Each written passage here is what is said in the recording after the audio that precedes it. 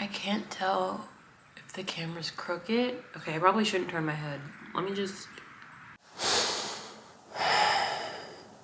Okay, let's try this. Hi again. Welcome back to me talking about books. Also, my windows are open because I am trying to save money and not turn my AC on. I had this like come to Jesus moment when I was planning out like all the videos and things that I want to do this summer. I can't film and upload my June and July TBR in the middle of June because at that point, it's already June. So we are going to end May sharing all the books that I'm hoping to read in June and July. And this is me being very, very, very ambitious. Let's go ahead and get into it. Fiction books, there's one book that is unreleased that I really want to read. It is Not in Love by Ali Hazelwood. It comes out June 11th. I just want to mention that that is 100% on my list. I will 100% be there to read it. I love Love Theoretically. Not the biggest fan of Love on the Brain or The Love Hypothesis. I don't know, I'm very interested in seeing how I feel about this one. I do also love all of her novellas that are available in Loathe to Love You. So I am excited to read that, but since, you know, it's not out right now, I don't have the physical copy, and I'm not like in the book girlies club where they get advanced copies. I'm just gonna have a picture of it on the screen. Now, for the books that I do have, the first one that I really wanna read this summer, did I get this last summer? Or did I get this in January?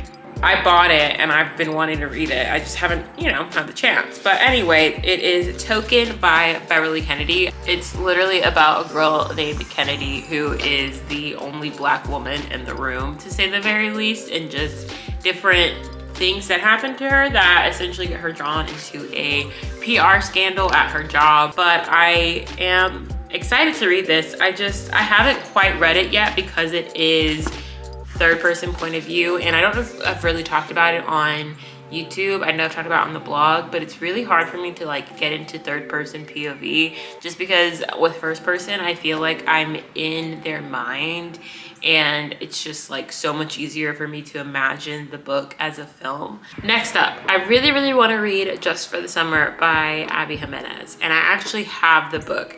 However, I was told that before I read Just for the Summer, it's important that I read Yours Truly and Part of Your World.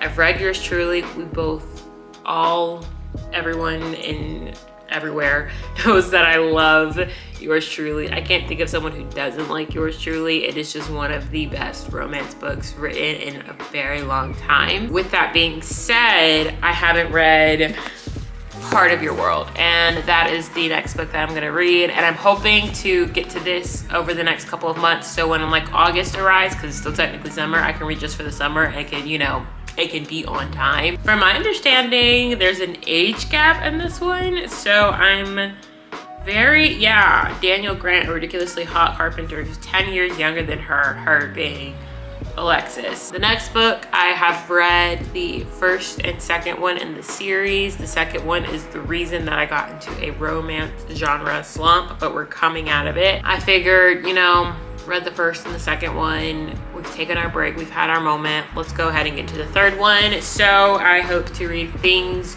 We Left Behind by Lucy Score. It's the final book in the Knock 'Em Out series. If you watched my last book video, I have read Things We Never Got Over, and I've read Things That We Had From the Light.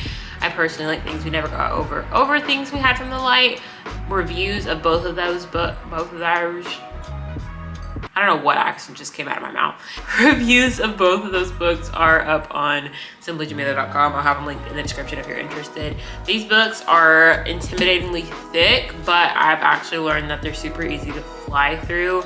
The next book I have been wanting to read forever, especially so I can read the book that came out this year, I think, and I don't remember the name of it, so don't come for me, but I do know that I want to read Before I Let Go is by Kennedy Ryan. We've heard many amazing things about Before I Let Go, and as far as I know, it's a story about Yasmin and Josiah, and I think they either got a divorce or they're like on their way to getting a divorce. They have to co-parent their new kids, but essentially it's a second chance romance, and they somehow make their way back together. The last fiction book that I want to get to this summer, I've planned on reading this like in the summertime because I knew I'd have more time, and I'm so excited because the season is finally here.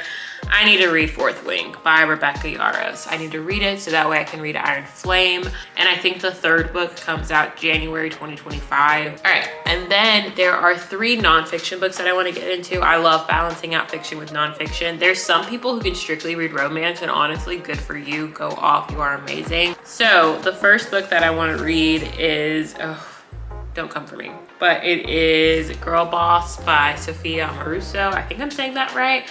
She is the founder and executive chairman of Nasty Gal. We all know that company.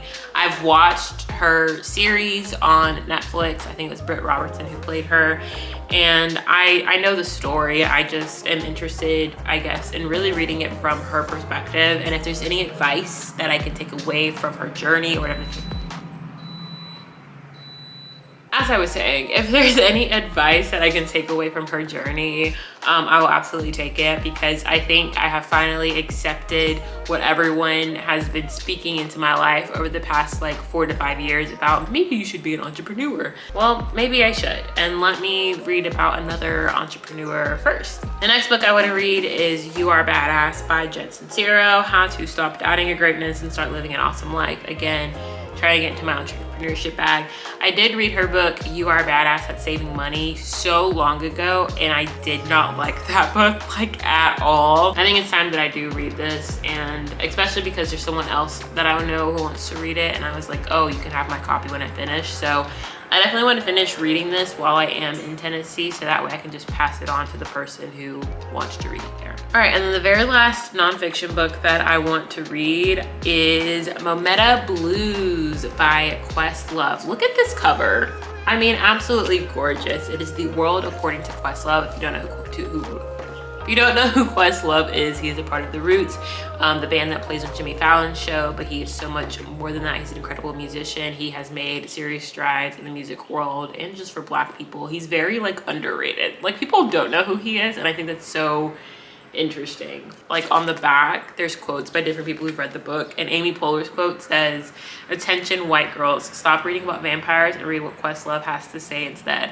Momenta Blues is a magical kaleidoscope about a high concept, low maintenance genius named Amir," which is his name.